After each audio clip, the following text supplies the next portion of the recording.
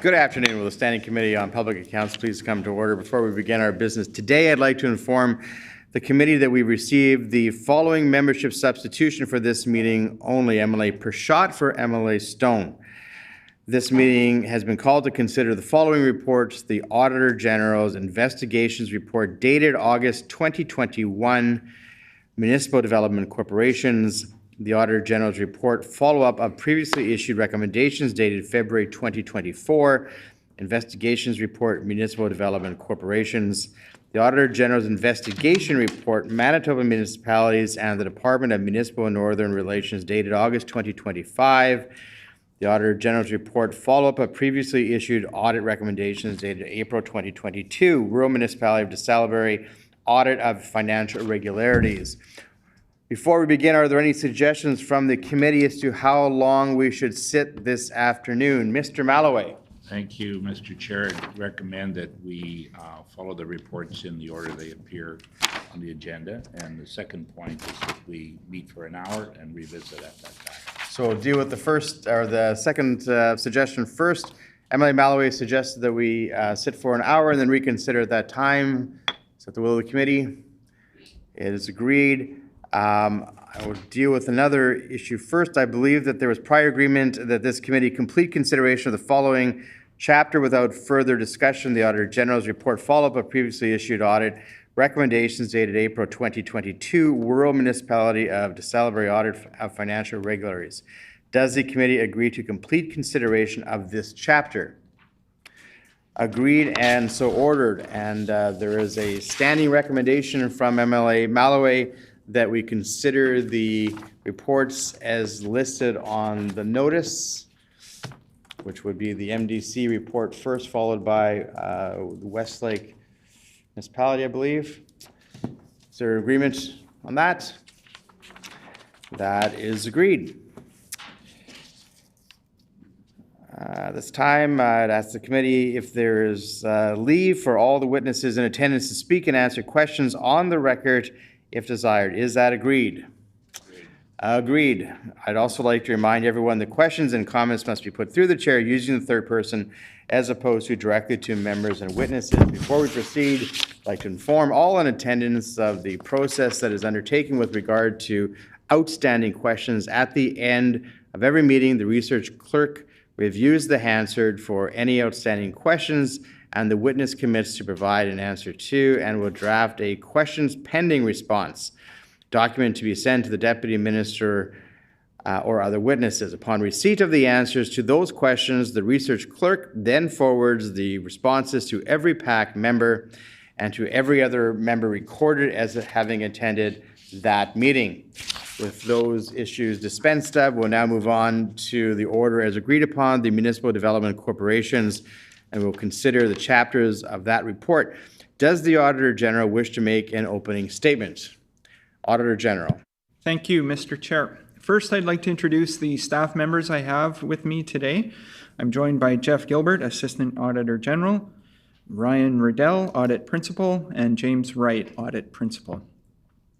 Mr. Chair, municipal development corporations are created by municipalities to support local economic development. These entities can take various forms, including community development corporations, regional development corporations, and other municipally controlled organizations.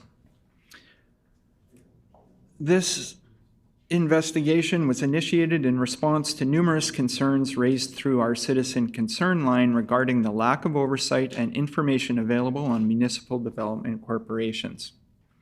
Our examination assessed whether municipal councils receive sufficient information to oversee these corporations. We also assessed whether the public has reasonable access to basic information about the activities, revenues, and expenditures of municipal development corporations. We found that municipal councils were not consistently receiving financial documentation from their development corporations needed to provide effective oversight. In many cases, documentation was unaudited and annual reports was rarely produced.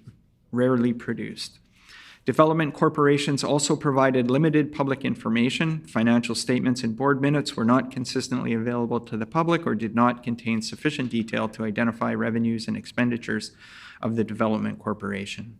Some governing municipalities were not completing their audited consolidated financial statements on time in accordance with legislation, and some municipalities were not posting financial statements to their website. We also found councils were not consistently providing strategic direction to their development corporations. Only one of the 15 municipalities in our sample annually reviewed a strategic plan with its development corporation. In addition, we found management and governance structure of development corporations to be unclear.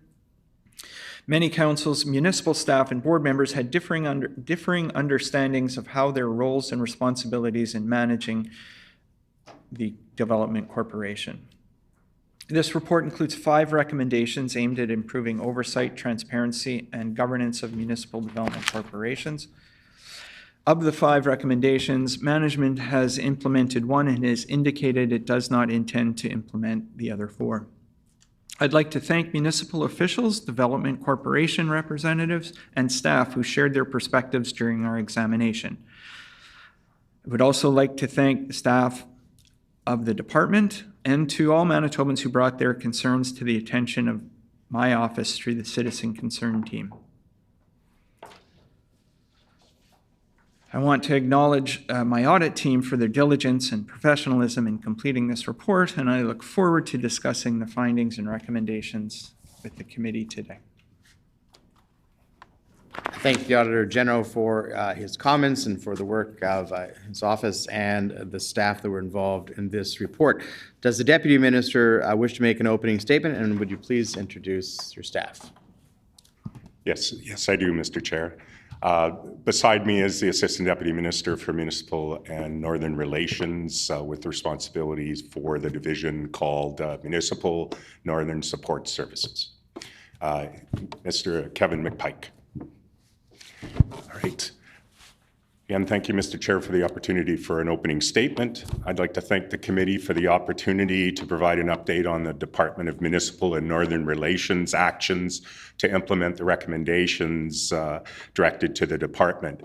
Today, this committee will be dealing with a few reports on audits of the department and municipalities. What I'd like to do is provide some context and speak to the committee about the provincial-municipal relationship in Manitoba, the province's municipal legislative framework, and our department's role within that relationship and framework. This provides some context for our work. The legislative framework that enables municipalities to govern and operate is established by the Municipal Act and other provincial legislation for municipalities. The legislation considers municipalities to be mature, responsible, and democratically accountable governments. It is important to recognize that municipalities are not extensions of the province or provincial reporting entities, and that they are treated by Manitoba's legislation as independent democratic governments within their own legislative and corporate powers. Manitoba's legislation provides municipalities with considerable autonomy and flexibility to manage their own internal affairs and to make decisions on public policy, infrastructure, services, bylaws, and other matters that they think will best meet the needs of their citizens. In return, the legislation imposes various obligations on municipalities, including for public accountability on specific subjects. The intent of the Act is to provide the lines that locally elected councils may color within, recognizing that the council will be democratically responsible to its electorate for how the picture turns out. Manitoba's municipalities are very diverse in terms of their population, geography, resources, and types of communities. Municipalities range from large urban centers to small, rural, or northern communities. Likewise, the issues that municipalities experience are very diverse. Municipalities have varying capacity to govern, administer, and operate their municipalities, and to respond to issues that may arise. Manitoba's legislation and its requirements must be sensitive to the reality that, without even considering Winnipeg, municipalities vary by approximately 2 orders of magnitude in the size of their populations and budgets. The largest municipality outside Winnipeg is roughly 100 times the size of the smallest. One of the department's primary roles is to build the capacity of municipalities to operate within the legislative framework so that they can be effective and viable into the future. Capacity building includes education and training, development of resources and supports,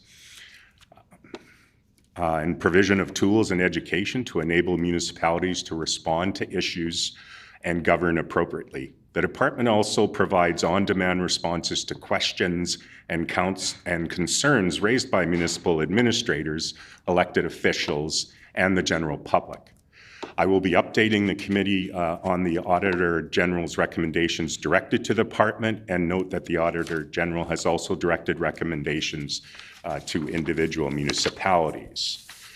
Regarding the examination of Municipal Development Corporation's report and subsequent follow-up, the department was assessed as having implemented 1 recommendation and having chosen not to implement 4 recommendations.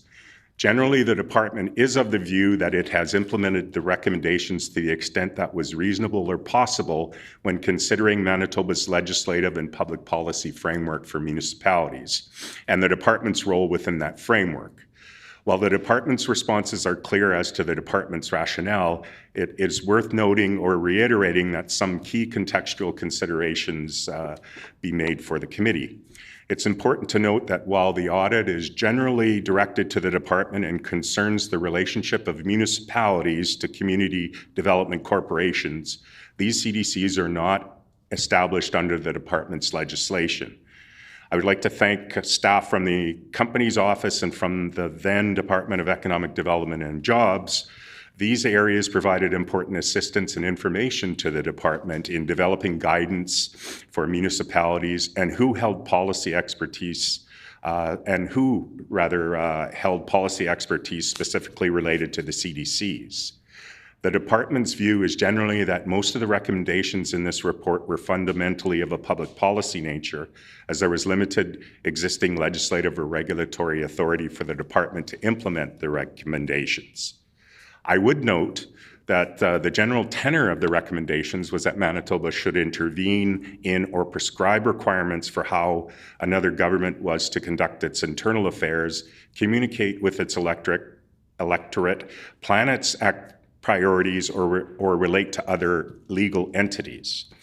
The recommendations were largely contradictory to the scope, purpose, and intent of Manitoba's legislative framework for municipalities.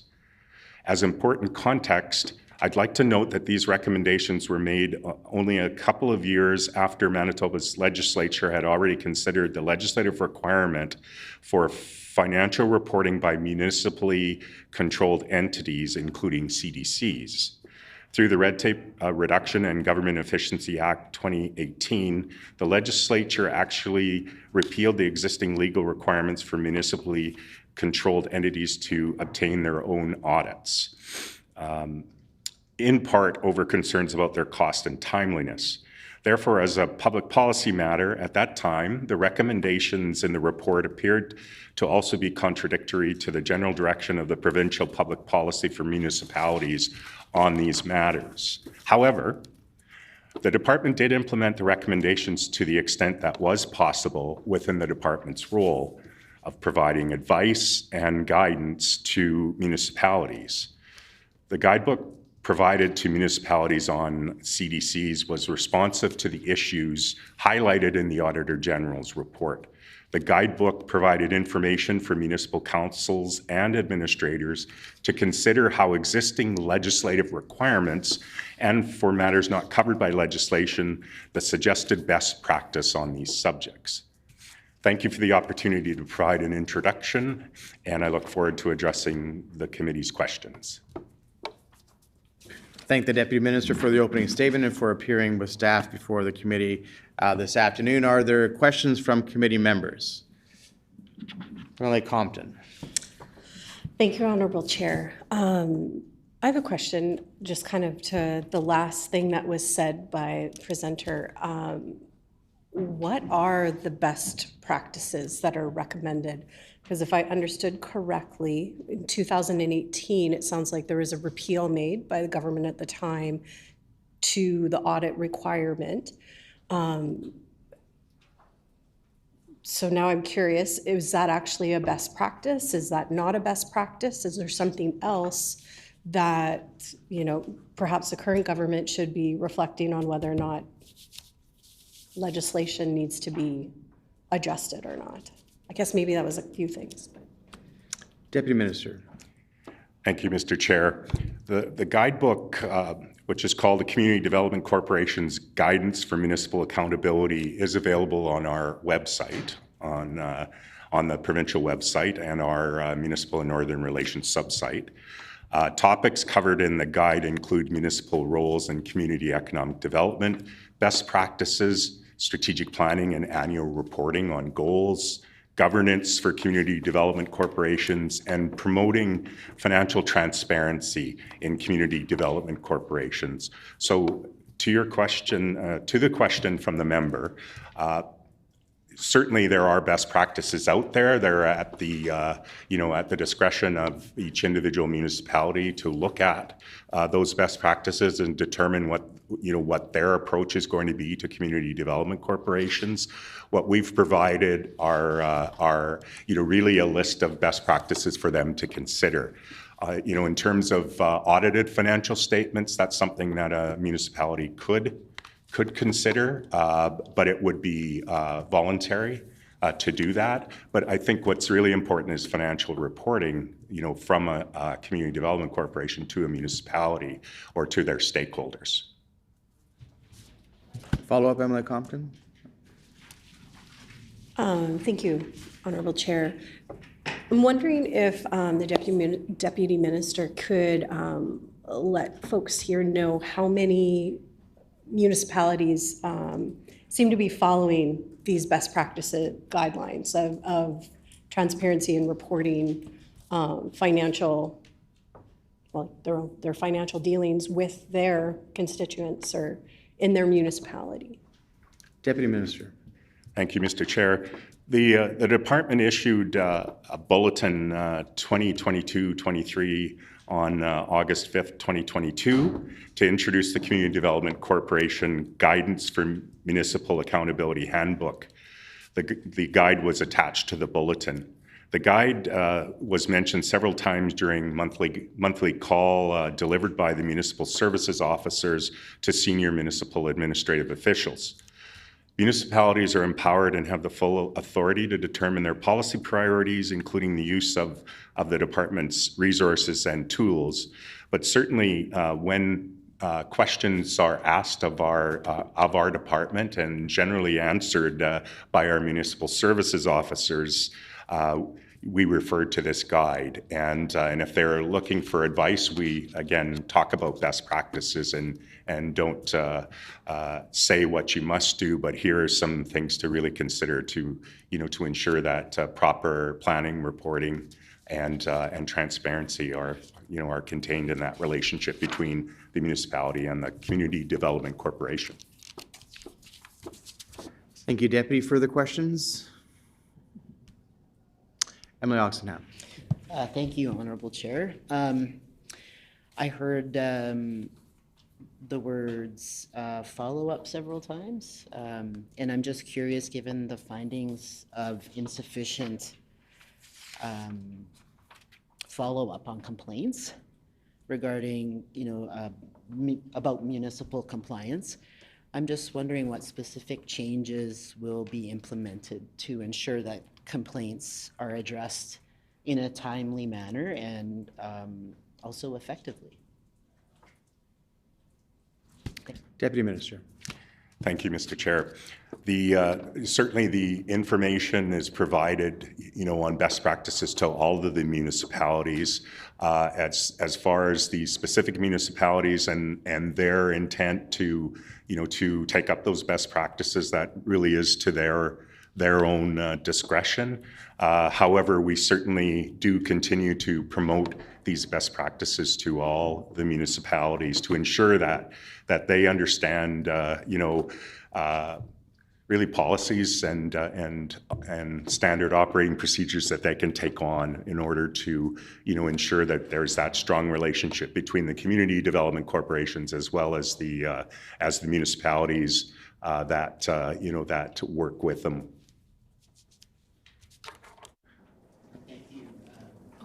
Follow-up, Emily Oxenham? Thank you, Chair. Yes, I'm just hearing about, talking about relationships, and just curious from the department's perspective of where they see themselves relationship-wise with municipalities, and is there any room for improvement with communication between the department and the municipalities? Deputy Minister. Thank you, Mr. Chair. Certainly the relationship with municipalities can vary based on topics, but overall it's a strong relationship that we have with municipalities, especially as at our department level, to municipal administrators, to councils when they're having difficulty, or if they're asking for advice in terms of our legislation. We see that the relationship is very strong.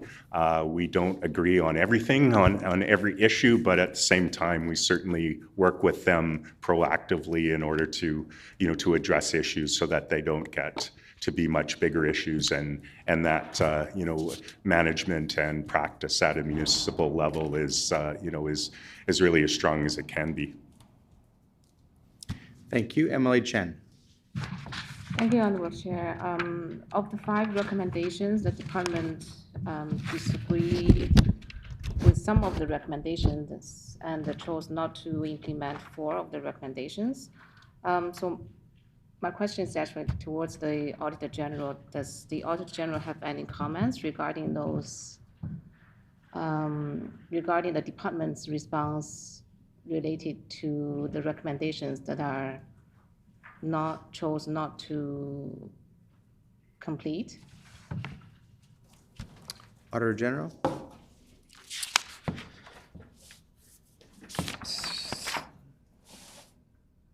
So, I'm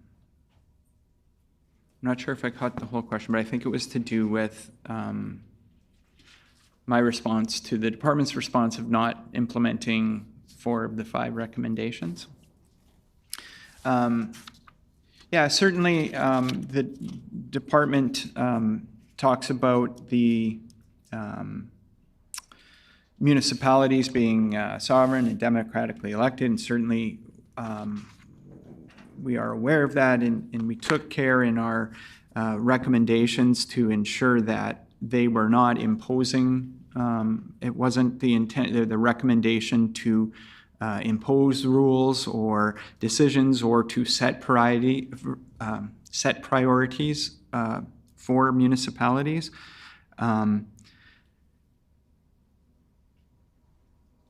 However, our recommendations speak to things like working collaboratively, identifying appropriate financial items to be reported. The perspective of my office is that we saw a large gap between or a missing piece between the work that's being done by the CDCs and the information that the municipalities were providing. And that was pervasive across the province and in all the municipalities that we looked at to varying degrees. So on behalf of Manitobans, we would look to the Department of Municipal Relations to assist in ensuring that the municipalities are equipped to receive that information and are doing the appropriate thing with the information and providing, taking a role in the safeguarding of the assets that have been entrusted to the development corporations. So I think I'll leave it at that. Follow-up, Emily Chen.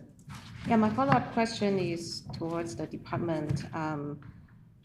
So in the department's response, it seems like the department was expecting at that time to address these recommendations in the guide. So since 2021 or 2022, so now 3 years later in 2025, I'm wondering does the department still expect all the recommendations to be addressed by the guide, and if could the department elaborate upon how it is expected to address those recommendations, especially those that are not completed? Deputy Minister. Thank you, Mr. Chair. The department believes the guide responds to all of the issues raised in the Auditor General report to the extent that is possible and appropriate within Manitoba's legislative framework for municipalities. Getting back to our relationship with municipalities, we do work closely with them, and we believe that the guide does provide, a comprehensive series of best practices that municipalities can adopt. And we don't foresee substantive changes to the governing legislation for municipalities or the CDCs. So we do not have an expectation that the content will require, updates in the future. We think it's a solid document, and and our additional offer to municipalities to get advice about, about those recommendations in the guide remains open, and we continue to get questions on it and respond accordingly. Thank you. Further questions? I might ask, I want to make sure I'm characterizing your comments, Deputy, correctly. Is your view that the department's role then is to establish best practices, a minimum threshold, perhaps, if you'd say, and then to maybe monitor or assist municipalities in meeting that minimum practice or threshold? Or is it the view of the department that they have no role at all in ensuring that those minimum standards are met when it comes to financial reporting and responsibility? Mr. Chair, can I ask... Deputy, go ahead. Oh, sorry. Mr. Chair, can I ask clarification in terms of the minimum financial responsibilities related to community development corporations? Yes, and if you want to opine on reporting, financial reporting generally for municipalities, I'd be interested in your perspective. Deputy. Thank you, Mr. Chair.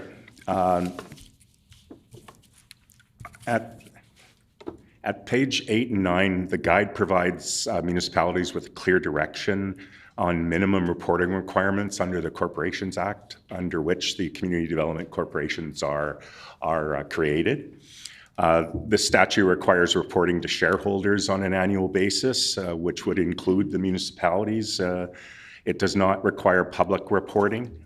And I'll note again that Manitoba's Red Tape Reduction and Government Efficiency Act 2018 eliminated the requirement for CDCs to have their financial statements audited.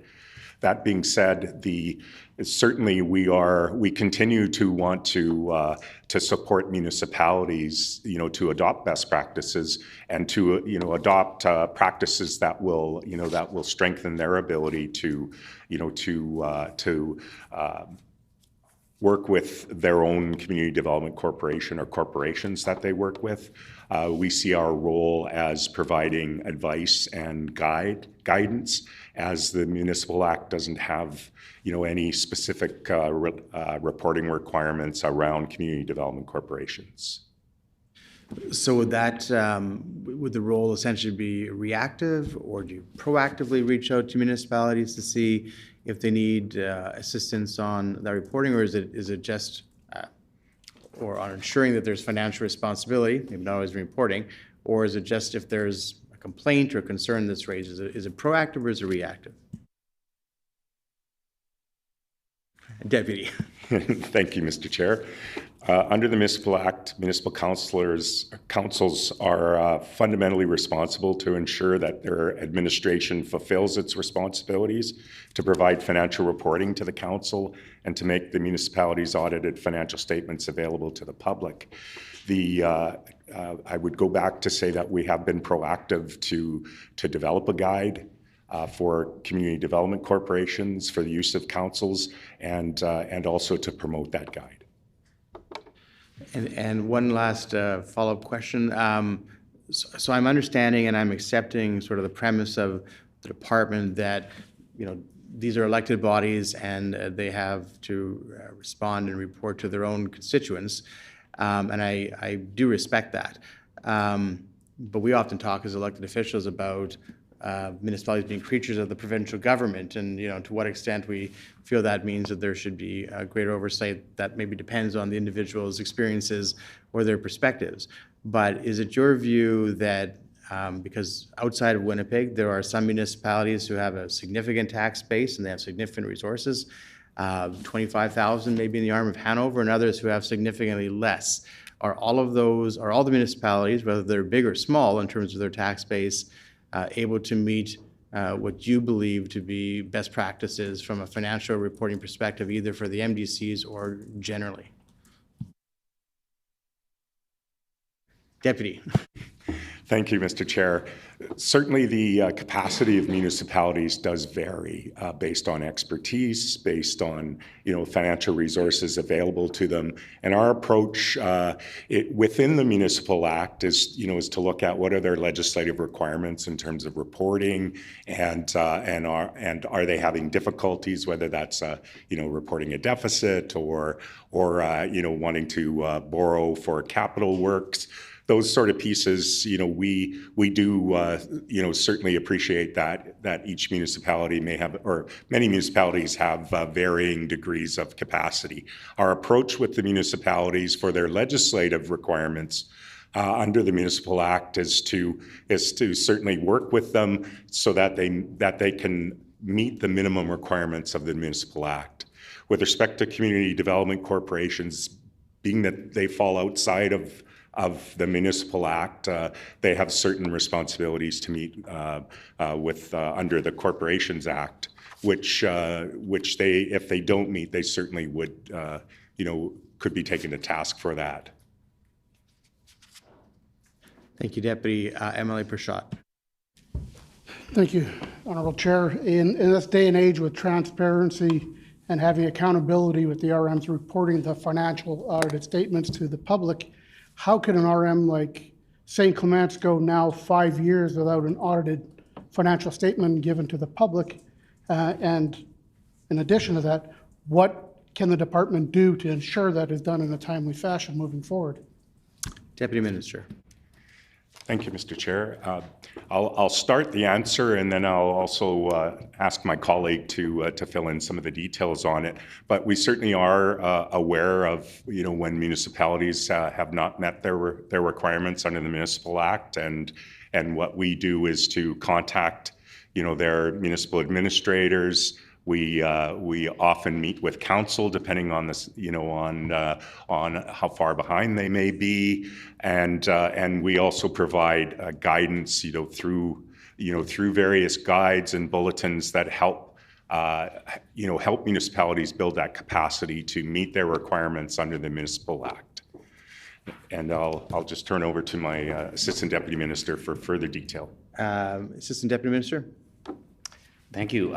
So while the department doesn't have a direct role in assisting other orders of government in preparing financial statements, we recognize that we have a role to play in ensuring that they have adequate access to the right tools to be able to prepare their reporting in a timely and effective manner. So some of the things that we've looked at is how can we ensure that municipalities have access to the procurement of auditors. So we are exploring ways to open up the department that oversees procurement to gain access to a pool of auditors so that they can do that on a timely basis to achieve value for money.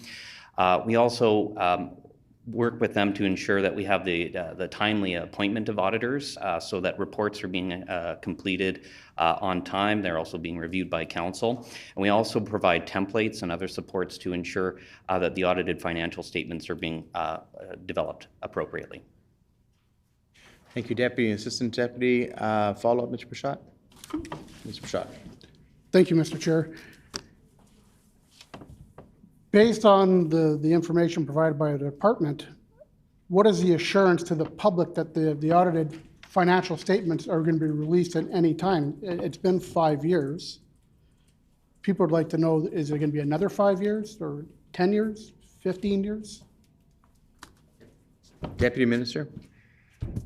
Thank you, Mr. Chair. Well, I can't speak to specific examples immediately in front of me, but I certainly know that when we do see that there are, when municipalities are not meeting their requirements, that, that we do contact them and we do try to help them move through that process.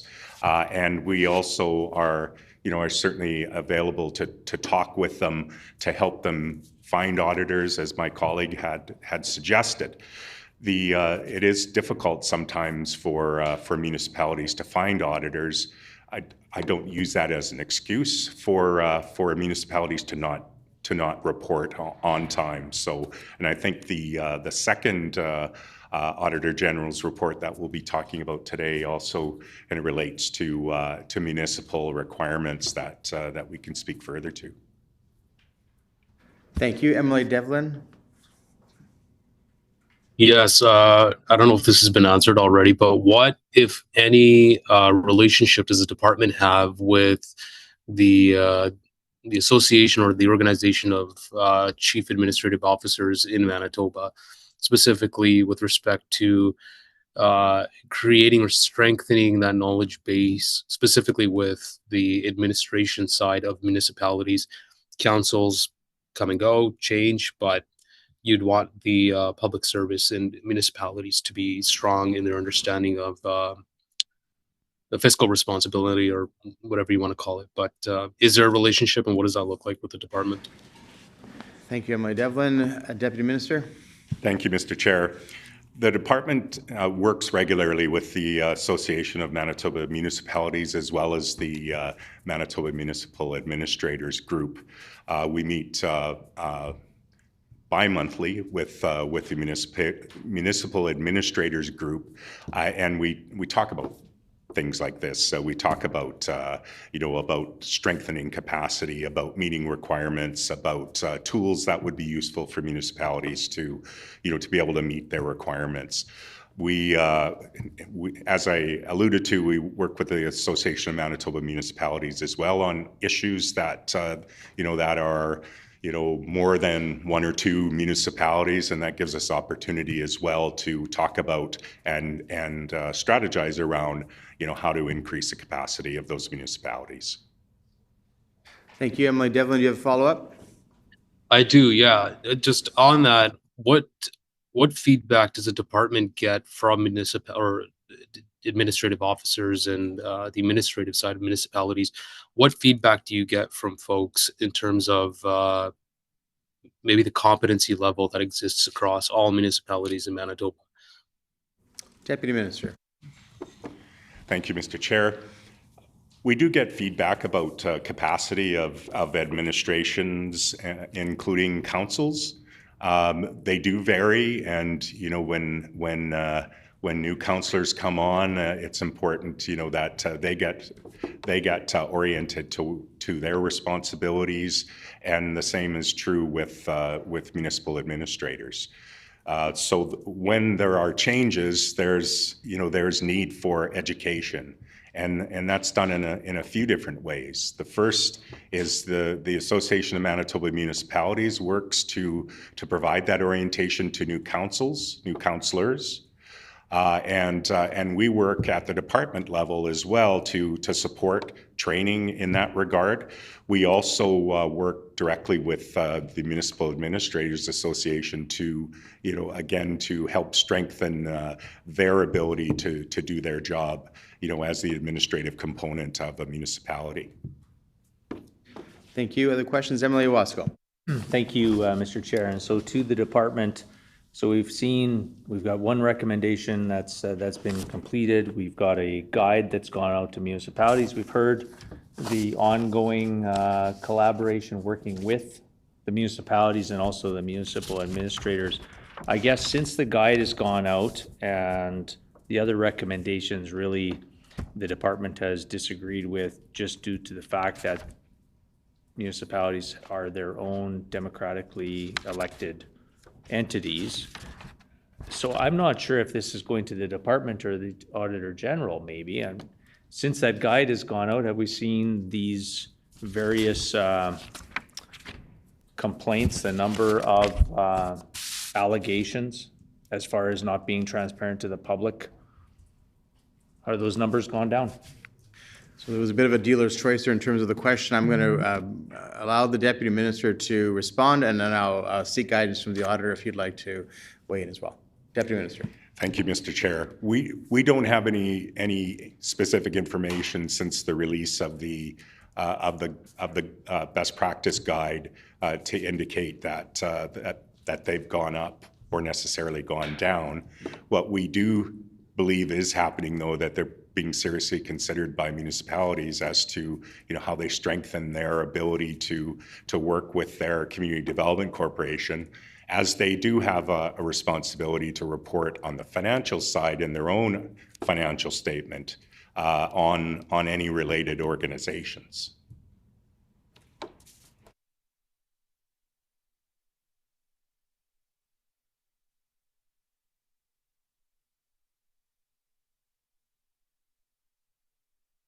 Thank you, Deputy Minister. Auditor General.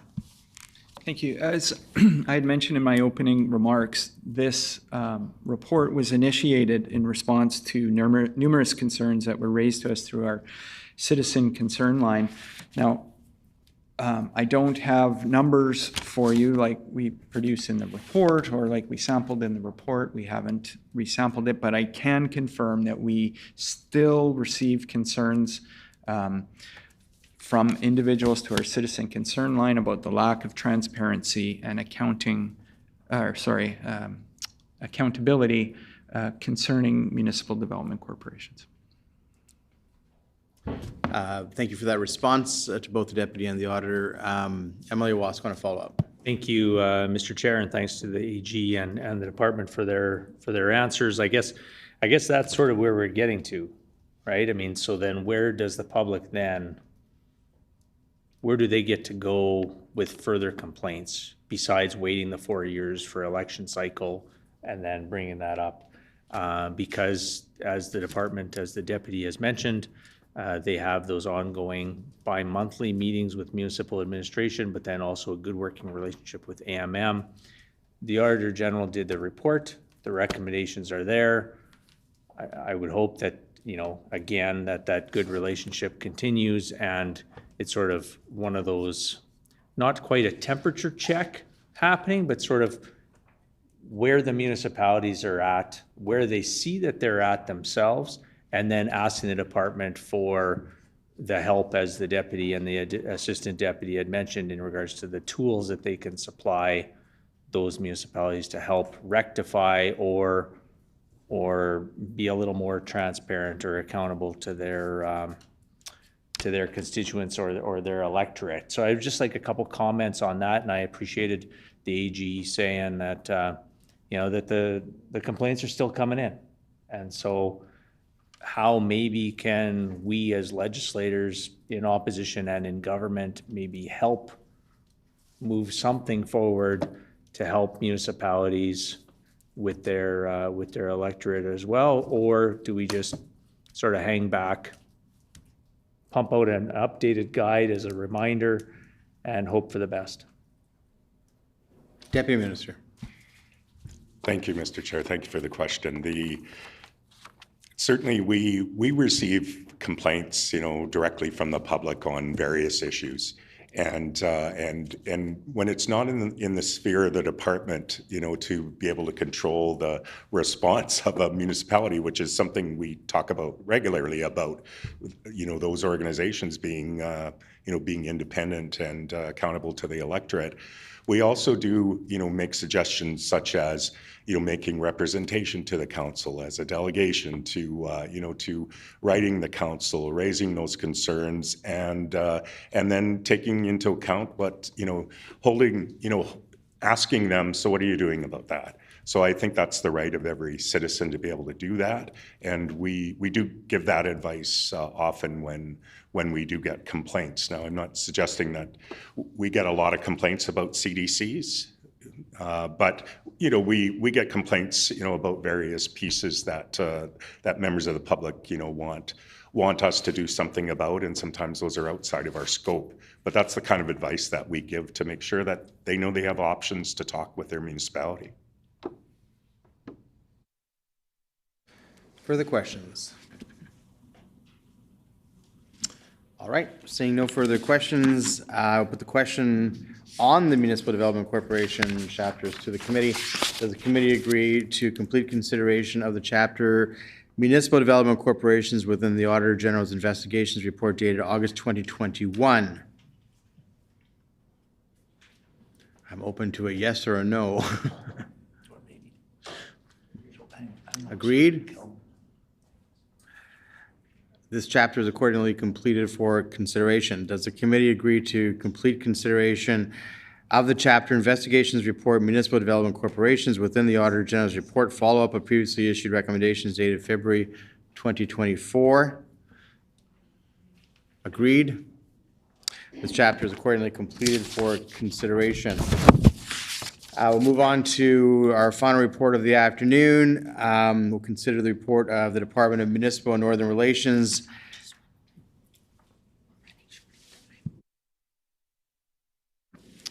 I'm reminded that we had a robust discussion on the last report and might anticipate a robust discussion again. Mr. Malloway has suggested the committee sit for an hour and then revisit at that time. I'm wondering if, because we're 13 minutes away from the end of that time, if someone on the committee, perhaps Mr. Malloway, would like to offer a suggestion. Yeah, I would suggest we sit Mr. for Malloway? another hour. I would suggest we sit for another hour and then revisit at that time. Mr. Malloway suggested that the time be extended consider at the time. Is that the agreement of the committee? That is agreed. So we'll now consider the report on municipalities and the Department of Municipal and Northern Relations. Does the Auditor General wish to make an opening statement? Auditor General. Thank you, Mr. Chair. This report was initiated in response to a special request from the Minister of Finance under Section 16 of the Auditor General Act. It came following a cybersecurity incident involving the municipality of Westlake Gladstone. I took this opportunity to also examine 6 allegations involving municipalities, which originated from 2 sources: tips submitted through our stakeholder concern line and referrals from the department itself. Finally, we also examined the Department of Municipal and Northern Relations oversight of municipalities. Specifically, we looked at how the department handled complaints and managed risks associated with municipal grants. I will first address the cybersecurity incident. Between December 19, 2019 and January 5th, 2020, an unknown actor made 48 unauthorized withdrawals, each under $10,000 from a credit union account held by the municipality of Westlake Gladstone, totaling $472,377. The municipality detected the withdrawals in January 2020 and notified both the credit union and the RCMP. The RCMP was unable to identify the perpetrator or recover the funds. We found the municipality did not conduct a root cause investigation to determine how the breach occurred, missing an opportunity to strengthen its defenses and prevent further future incidents. This incident underscores the urgent need for all municipalities to implement baseline cybersecurity controls, such as those recommended by the Canadian Centre for Cybersecurity. These include incident response planning and multi-factor authentication for key accounts. Of the 6 allegations we investigated, 3 were substantiated. These incidents revealed improper procurement practices, unauthorized expenditures, and governance failures, each of which raises serious concerns about accountability and internal controls. With respect to departmental oversight, the province provides substantial funding to municipalities to support governance, infrastructure, and services. With this funding comes a shared responsibility to ensure effective stewardship of public resources. We found some issues with the department's oversight. Specifically, it does not consistently follow up on complaints about municipalities. It lacks sufficient oversight of how municipalities use government grants. In addition, the department does not review financial information submitted by municipalities to ensure the financial plan is complete, a full operating and capital budget is included, or a 5-year capital expenditure program plan is provided. This report includes 5 recommendations based at strengthening cybersecurity and enhancing risk-based oversight of public funds provided to municipalities. I want to thank municipal officials and the department staff for their cooperation throughout the investigation and acknowledge the hard work of my audit team. Looking forward to the discussion today on the findings. Thank the Auditor General and his staff for his comments and his work on this report. Does the Deputy Minister wish to make an opening statement? And if you have any additional or new staff that you have not previously introduced, you are welcome to do so at this time. Deputy Minister. Thank you, Mr. Chair. I do not have other staff to introduce, but regarding the investigation report on Manitoba Municipalities and the Department of Municipal and Northern Relations, this report was initially requested regarding concerns in Westlake Gladstone and other municipalities. The scope of the report also includes findings and recommendations for the department regarding programs and other matters within the department's core responsibilities. I would like to thank the Auditor General for the investigation and findings regarding concerns about several municipalities that were brought to their attention. The department recognizes that the Auditor General and other independent bodies, such as the Ombudsman, play a very important role in the sphere of municipal accountability. Their investigatory expertise and credible reportings of findings is a key mechanism that enables members of the public to evaluate their elected representatives' performance and to hold them to account. This report is quite recent. In fact, we provided our official response to the committee late last week, Friday actually, and the department is now acting where there is a clear course to implement the recommendations and otherwise keenly working to determine the best path forward to implement other recommendations. I would like to assure the committee that these recommendations are taken seriously and accepted by the department and will be actioned by the department. Most of these relate to the programs or existing legislation that is directly within the department's control, and there will be results on key issues such as strengthening oversight of grant programs and enforcing the existing legislative requirements for municipalities regarding the completeness and timeliness of their financial reporting. I can advise the committee and that the department has been acting to strengthen enforcement in key areas of municipal financial reporting. A firmer line has and will continue to be taken with municipalities that incur operating deficits, contrary to the Municipal Act's requirements for balanced budgets. The department is also working to develop a compliance framework for municipalities. While this is still very much under development, I anticipate that this will include escalating enforcement actions that move beyond capacity building and into serious consequences such as withholding or denying funding, requiring additional audits and even orders of supervision or administration. The department has also finalized enhancements to its process to review municipalities' 2026 financial plans. As a key initial document in the municipal financial reporting cycle, the department will be reviewing these documents for completeness, significant variances, or other red flags. These reviews will be prioritized so that municipalities will have time to adjust their financial plans and rehold public hearings if councils determine that changes are advisable.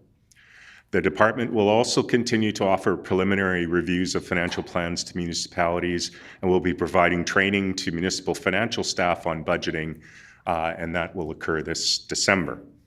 Regarding cybersecurity, this is a serious and evolving issue. While the internal operations of municipalities remain outside the department's scope of authority, we have advised all municipalities of the Auditor General's recommendations. The department is also engaged with subject matter experts in Manitoba Department of Innovation and New Technology to begin preparing a survey to assess municipalities' baseline state for cybersecurity controls.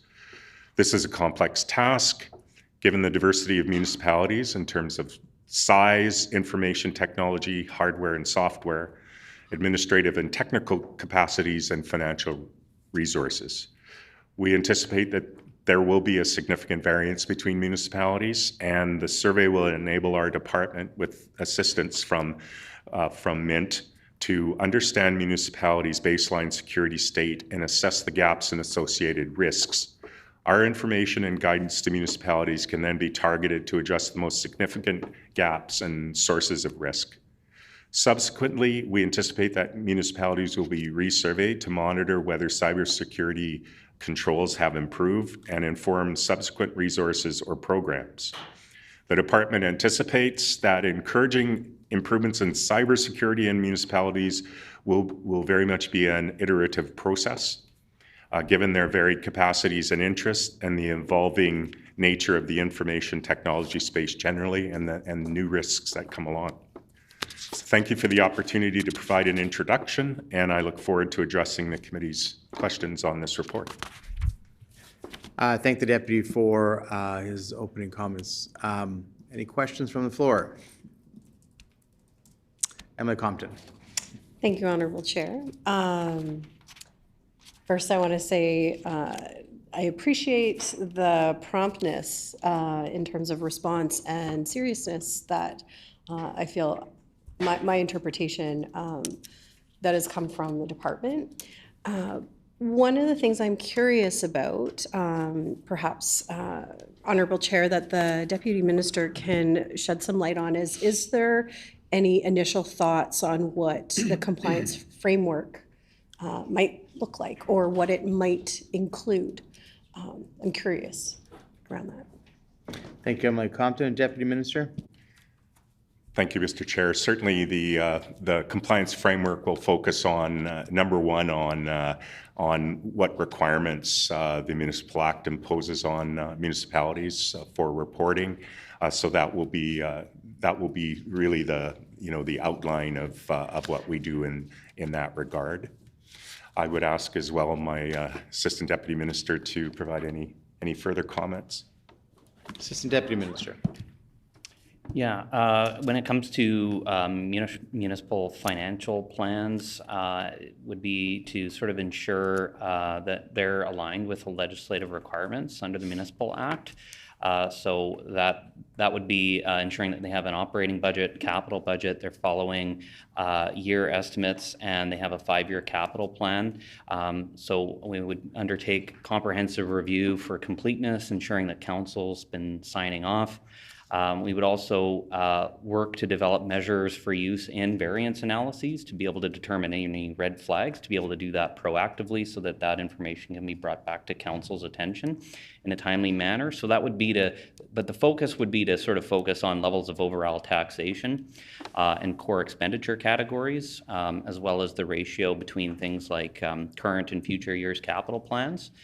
So that would likely to include a review of any apparent errors or omissions and pages that don't correctly balance, for example, the accuracy of, calculations for taxes, as well as, other reviews for compliance with the reporting. So that would be sort of the approach that we would take in terms of the financial compliance. Emily Compton. Thank you, Honorable Chair. Kind of a follow-up to that is I see there's a lot of maybe ambitious or maybe not ambitious, but I'm curious what your confidence is in the because I see you have a deadline of December 2026 for implementation. So I'm curious because it sounds like that's a very involved process.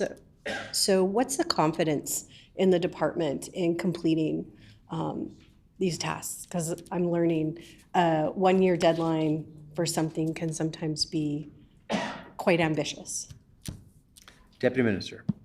Thank you, Mr. Chair. We're confident in being able to deliver on that timeline because we're building off of existing processes that we have. I think we look at a continuous improvement kind of approach to, to looking at various, documents that require compliance with the Act. And I could also defer to my colleague for more information. Assistant Deputy Minister. And I would just note as well that there's a general municipal election that's slated for October 28th, 2026. And so we're also very mindful of that. We want to ensure that we have resources and materials for incoming and new council members, so that they have the resources that they need to effectively govern. So it is ambitious, but it is also with that key milestone in mind that we want to accomplish as much as we can. Further questions? Emily Malloway. Well, thank you, Mr. Chair. I have a general question, I guess, to both the Deputy and the Auditor General, and it has to do with this whole cybersecurity question. Back in early 90s, when we brought in the new SAP systems throughout the government, OIT had a security system which they claimed was like the best in the world, right, at that time. And they could show us there that there was denial of service attacks and stuff when we were over there, like doing what presentation with them. And this was at a time when the British government was shut down for a day or two, like entire governments were shut down. And this was like 25 years ago. And it's really sad when I have to hear responses on this issue about, well, we're going to take a look at doing cybersecurity, when just in the last 24, 48 hours, a state actor was found to be using AI programs to bust into systems in the United States, not military or whatever, but busting into systems. So we've got people now having identity theft issues, and the bureaucracy just walks away. People have been, and I think it's in BC, big issue with identity theft there. And the government or the authorities in charge here basically just walk away. They just pretend it didn't happen. You must have dreamed this up, that you had your identity stolen. So, this is very serious. We've got to come to grips with this. We can't be passing the buck on this, right? And I'm not saying that, you can say, well, it's not my responsibility because it's not covered by my legislation. But we got to work together, because this is deteriorating at a faster rate. And, money is disappearing big time. It takes a matter of, used to be like days and stuff like that. Now it just takes a matter of hours when you're using these AI programs. Here we are implementing all kinds of new IT in the government. We don't know how it's going to work. And probably the AI programs that are busting into these systems are already like ahead. We're already outdated. By the time we sign the contract with whoever we're signing contracts with, the security's already broken, right? So this is a serious issue. We got to deal with it, and we just can't be walking away and letting our citizens lose money. And you see this over and over again, right? And the weakest link is at the municipal level. So I'd like to hear what you have to say about that. Deputy Minister. Thank you, Mr. Chair. So this is a serious issue. There's no question about it, and it's dynamic because it changes. The method of attacks change, and it's difficult to keep up with. And even pretty I want to say simple things inside a municipal office, like sharing of passwords and things, are under the direct control of the individuals in that office. So that even that level is an important level, but certainly systems are a different situation, because they can be complex and complex for individual municipalities to understand, because they're not IT experts.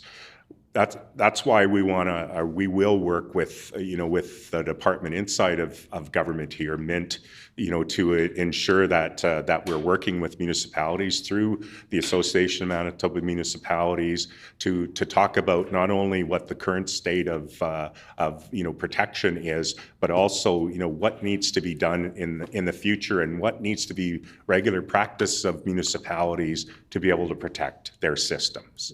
So that's our starting point. We're surveying to discover where municipalities are at on an individual basis and what some of the common needs are.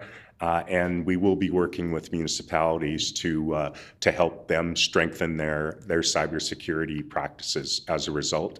It's difficult for me to talk about specifics without, when I talk generalities, I don't want to put the impression upon the committee that, that we don't take this seriously, because we certainly do. So I appreciate the comments of the member. Does the Auditor General have a comment on the question as well? Auditor General. Yes, cybersecurity certainly forefront on everyone's minds, especially in our line of work when it comes to assessing risks. Cybersecurity risks are at the top of the list, and they are dynamic. They are changing. I mean, that's the thing about things like AI and technology in general. It keeps, just when you think you've got it figured out, it changes. I mean, that's part of the reason why our recommendation was that the municipalities adopt a strong cybersecurity control framework, a recognized framework, such as the one by Canadian Centre for Cybersecurity. Those type of frameworks contain not only guidance and requirements for controls, but also what to do in response to when an incident occurs. We saw in the case at Westlake, with part of an appropriate cybersecurity framework involves investigating incidents for root cause, learning from that, and helping that protect going forward. Speaking from our office, as I mentioned, we identify this as a significant risk. Our IT audit area in the office has recently issued a couple reports in this area, one on privileged access to IT systems in the government, and another one on cybersecurity incident response at Shared Health. So in response, I agree certainly with the premise of the question. Well, thank you, Mr. Chair. Emily Malloway. Thank you, Mr. Chair. I guess the point is that when the governments across Canada and across the world, went with their choosing their ERPs, there was like a number of competitors, right? And I don't know who they all are now, but there was Oracle and SAP, and this is a big cost, and very involved to implement these programs. And in the old day, we did try to get the city of Winnipeg on. I mean, in Nova Scotia, for example, SAP got the hospital, the government, the city of Halifax, and they cut their costs tremendously when they did that. And we tried the same thing here, and we got the government online, but City of Winnipeg went off and bought Oracle, so now they're off in their own world, right? So the question is, when we finally get a handle on all this stuff, or at least we're going to have like a common platform here, so that all the municipalities do they have the ability to go out and buy their own program? Is that what happens? I don't know. I just am wondering that. But I know that OAT group, they've been like moved around, almost every department in the government. I don't even know where they are now. Physically, I know where they are, but I don't know which department they're under. But that we should get to the bottom of that. Decide on a program that all the municipalities have to follow, right? So that we don't allow them to go off on their own. Steinbach buys its own, and Selkirk buys a different one, right? So. Anyway, if you have any comments about that, please do. Deputy Minister. Thank you, Mr. Chair. Certainly the in collecting information, in surveying the municipalities, we get that kind of baseline information about, what current practices are, what systems are they using, are they following the, the Canadian Centre for Cybersecurity, best practices as well. So I think that helps to create a foundation for what the action plan, how the action plan is built out on that. Certainly the member has made a good point as far as the use of different systems and, are there ways to collaborate that can strengthen municipal cybersecurity protection. And I would also like to defer to my ADM colleague to provide some more information as well. Assistant Deputy Minister. Yeah, these questions get at a lot of the same conversations that we've begun to have internally, particularly with our partners in the Department of Innovation and New Technology. Our staff has met a couple of times now with the Chief Information Security Officer to talk about tools, common resources. So these are the things that we're now currently turning our minds to.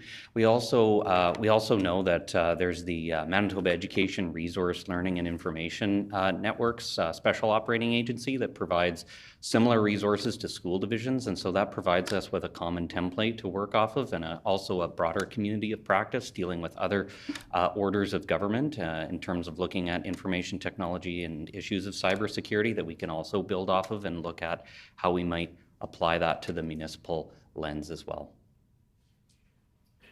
Emily Chen. Thank you, Honorable Chair. So in the Auditor General's report on page 21, it indicates that withholding government's grant payments has little effect on the non-compliant municipalities when they fail to submit financial statements on time. So I'm curious to know the department's opinion on this statement, first of all, and secondly, what alternative or stronger consequences is the department considering to ensure that municipalities submit financial statements on time? Deputy Minister. Thank you, Mr. Chair. We certainly, in building out our action plan, we've provided, what we are committing to, to look at how we can strengthen our, or when do we use, the tools, the enforcement tools to gain compliance. I will say that we typically take an escalating enforcement kind of approach, that we want to ensure that the municipalities have the capacity first, if they have, and then that they are complying with requirements. And if they aren't complying with requirements, our own internal policies need to kick it up, to what the next level is. And that could involve withholding grants, for, depending on the severity of the, of the municipality's failure to provide, what they need to provide under the Municipal Act. So that's the approach that we would take. We're building, we're going to talk with the Manitoba municipal administrators. We're going to talk as well with the Association of Manitoba Municipalities, around this approach, because we do recognize that, that escalating enforcement needs to happen. And to have that in policy is important. We just don't want to overreact to things that couldn't be corrected, at a lower level versus those that really need that enhanced sort of approach to gain compliance. Emily Chen. Yeah, and a follow-up. So an example that is stated on page 21 is for some municipalities that was saying that they were just managed without payment, without the remaining payment. So I'm just wondering, for those cases or situations, what the department is considering, and I certainly understand those escalated steps that need to be taken. And however, for the situations that indicates in the report, what is department considering is doing? Thank you. Deputy Minister. Thank you, Mr. Chair. The tools available to the department that have been talked about are withholding funds or denying access to program funding. the compliance framework that we talked about earlier in this hearing, will really take a three-pronged approach. So we'll talk about, scoping, what those requirements, that we need to pay attention to, what the compliance mechanisms are, as far as the potential to withhold funding, and then how do we help the municipalities, with their capacity to meet the requirements. But certainly, the intent is to identify why municipalities are unable to meet these requirements and help build capacity and explore supports if legitimate barriers exist for them to meet those requirements. So we certainly want to be open-minded on this, but we also recognize that we also need to have an internal process, so that we can be consistent in working through these difficulties, with whether it's financial reporting or otherwise. So when it comes to cybersecurity, I mean, and this has happened in government before when it comes to information. So freedom of information for personal health information. It's a well-established process now. If there's a leak of personal health information, what the response to that is. And it doesn't happen infrequently, but the response is usually fairly robust, and I think that there's a pretty good process in place. In a situation like this with cybersecurity, it's inevitable that they're going to happen, that the attacks are going to happen. You're doing everything, or hopefully you'll be doing everything you can when it comes to the protocols to prevent them from happening. But when they happen, how robust is the department going to be to ensure that there is a response, a critical incident response when it's happening? So when we've seen it with, personally, in WestJet, right, when they lose their information, everything sort of shuts down immediately. You don't sort of get access to your account maybe for a little while, but they're dealing with the problem behind the scenes to ensure that there's not critical information that's being taken, your credit card information. How active is the department going to be to ensure that there are critical response mechanisms in place, and will the department itself play a role in that if a breach happens, security breach happens at a municipal level? Deputy Minister. Thank you, Mr. Chair. Certainly, at a minimum, we will, keep an eye out for, for any incidents that are, that get reported. But we hope that, our actions and the actions of municipalities will prevent those. We know that there's risk out there. So what we will look at as well is, that municipalities are undertaking that next step. If they have had an attack, a cybersecurity attack, and looking at what those root causes are. So it's important for us to to work with municipalities to ensure that they are undertaking that. And as I mentioned earlier about the ability to work together, as municipalities, we certainly want to have that discussion as to how that will help increase the the resilience of municipalities towards cybersecurity incidents. No, and I appreciate that, and I know that this is, I'm sure, contained in what the department is doing, but I want it on the record and for my own assurance that if an attack happens, or when an attack happens, because it will happen, that there are clear protocols in terms of what happens next. So this is before looking at root causes probably, but what happens immediately? Are ratepayers advised that an attack has happened? Are they provided some sort of support?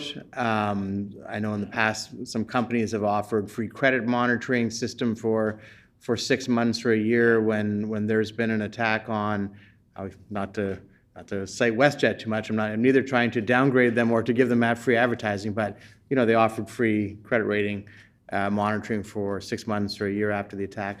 Will there be clear protocols as well when an attack happens in terms of notifying ratepayers, what other steps can be taken after that has happened, and information in terms of what information has been potentially violated and breached? Deputy Minister. Thank you, Mr. Chair. The department notes that the baseline cybersecurity controls recommended by the Canadian Centre for Cybersecurity include development of incident response plans, which may include root cause analysis. And again, number one, we need to ensure that municipalities have this information, that they're looking at it in their own context of their municipality, and that they have a plan as to, what happens if we have this cybersecurity incident. We also know that every organization needs to be proactive in terms of assessing their own cybersecurity risk, and we certainly are promoting that, and we'll do that through our action plan. Emily Owasco. Thank you, Mr. Chair, and thanks to the deputy for his responses and the assistant deputy. So cybersecurity, this is really, as has been mentioned, and many of us, read the news and see what's going on, whether it's in school divisions or big corporations or in governments. We saw that you sent out a bulletin, the department sent out a bulletin early this October. So I guess I've got a couple questions wrapped up in one. Hopefully I won't have to do a follow-up. Canadian Centre for Cybersecurity, on their webpage, and then with the good work that the RCMP is doing as well across Canada. We know that Canada is probably, out of some of the major countries, probably hanging out last on dealing with cybersecurity, and this has been going on for years and years and years. So I guess my question is how many municipalities already have been thinking about this? How many things do they have? How many of them already have a process in place as to if this happens, when this happens, because of course it's happening. What are the processes? What is the percentage of municipalities, I guess, that are already working quite closely on this, and then working with the department, and then again for those smaller municipalities to maybe not have to recreate the wheel on how to basically go on this? What's the percentage that are already embarking on this and teaming up with other municipalities? And I guess the additional question to this will save me for the follow-up, or from doing a follow-up, is do we have a professional development? Does AMM in their upcoming get together have a professional development specifically on cybersecurity, since we're seeing how important this is moving forward, and is the department helping them out with that one?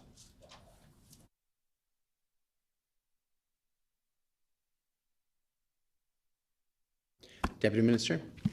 Thank you, Mr. Chair. We know that municipalities are at different stages of readiness, and part of our action plan is to survey them so that we understand where they're at, and then that's the point where, in working with Manitoba Innovation and New Technology, we will be working on on both advice, and we've worked on the survey with that department, so that that we have their expertise, and we can utilize our own relationships with the municipalities to receive the information, take it seriously, implement it. And so that's the starting point for us. And then we need to build on that. And that's what are the specific actions after that to ensure that municipalities, number one, take this seriously. If they, are looking at their own systems, if they do experience an attack, a cyber attack, how are they responding to it, and how are they ensuring that that doesn't happen again? And we know that there's a lot of risk out there, and so we take that very seriously.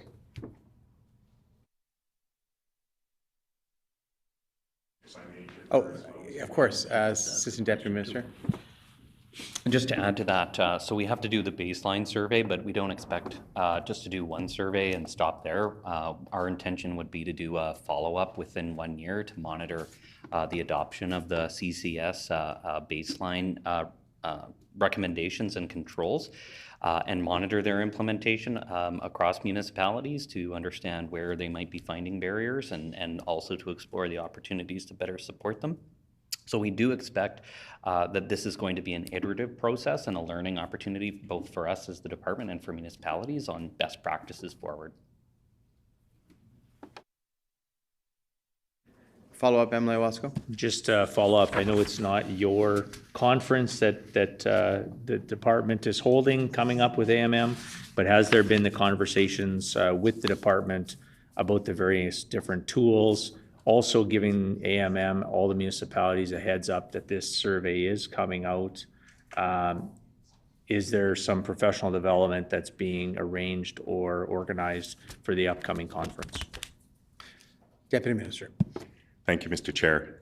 At this point, the department has met twice with both the Association of Manitoba Municipalities as well as the Municipal Administrators Association to discuss the approach to develop guidance for cybersecurity controls. So our staff will continue to meet with both of those organizations and share documents to ensure that they're useful for a municipal audience. We want to make sure that they hit the mark and that they're relevant to municipalities.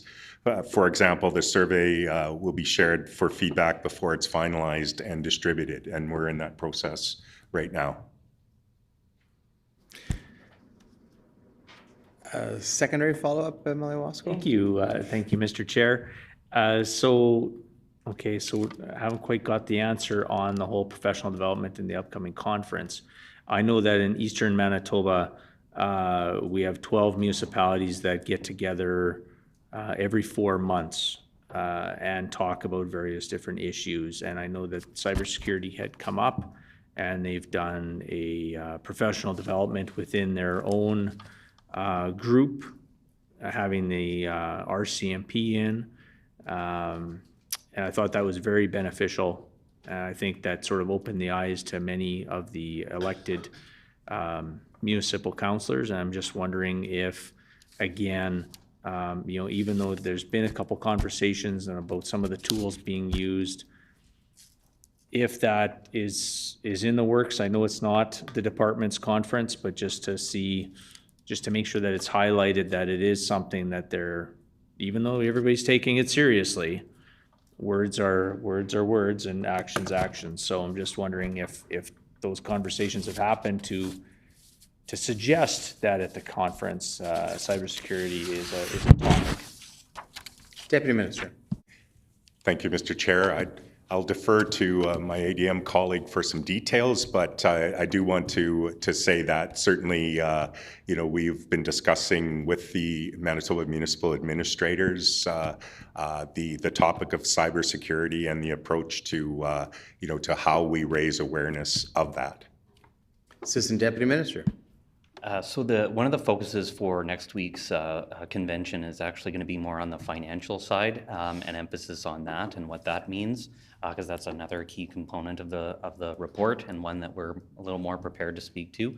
It's also timely because of the upcoming October general elections next year, and getting councils to start thinking about that, how to make the next less than 12 months really count as a council. So that is the emphasis. And then of course the AMM also hosts a spring convention meeting, and the thinking, and although it's not our meeting to determine, would be that discussions around cybersecurity would be better time for that spring convention, also with the benefit of that survey having gone out and more of that messaging being out there to be able to talk more concretely about what that might look like.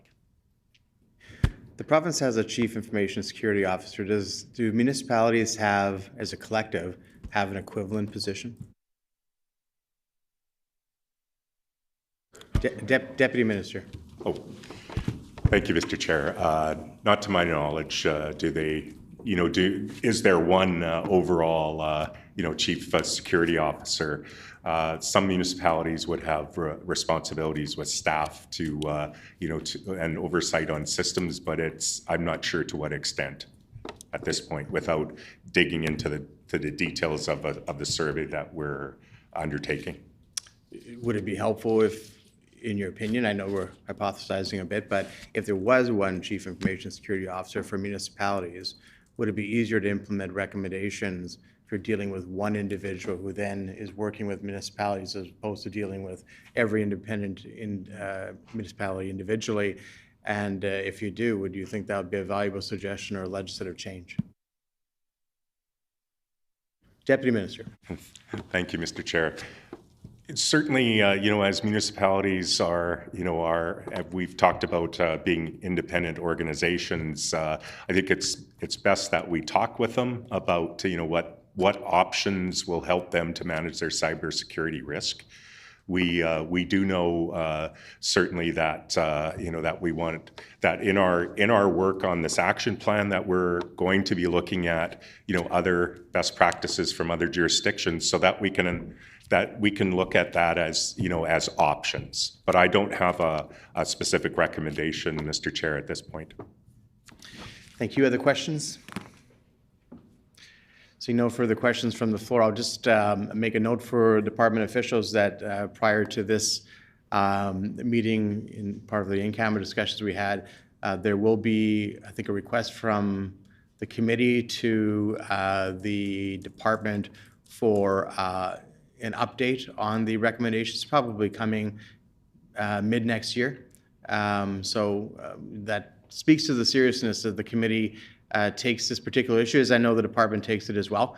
But I would expect that we'll have a request for a follow-up as a status report of the recommendations mid next year, given the seriousness of the issue. And so don't want anybody to be surprised by that, so you won't be surprised. It's now a matter of the permanent record.